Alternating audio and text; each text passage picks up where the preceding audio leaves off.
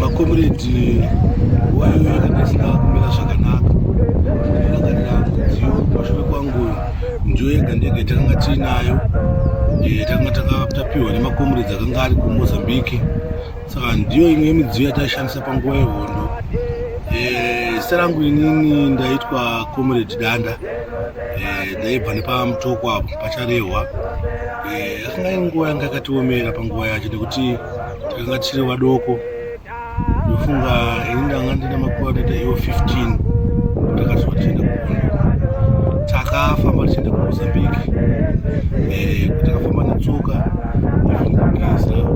ivhundukisa mangasingavanike nekumwa chaiyo aitotinedza taizotana mvura taizongoimwa chete ndawo nezvimwe zvakanga zvichitinedza but mudziyo ndo wataishandisa nguva yacho yehondo nevangarira tichizobhombwa tiri ipapapa nendege iyoyo ndokuzomira kwakaita ipapa takanga tabhombwa nevarungu vaSmith zvinova zvinhu zvaisiririsa.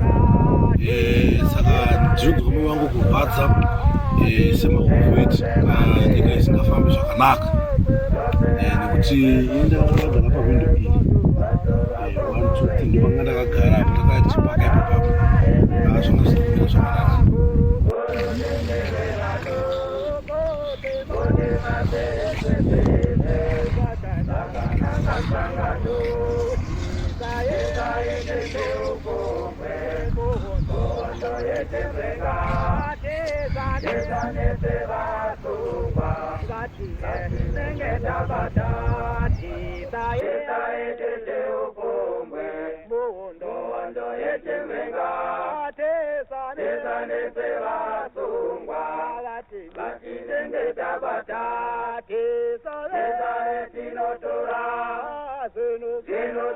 Zeno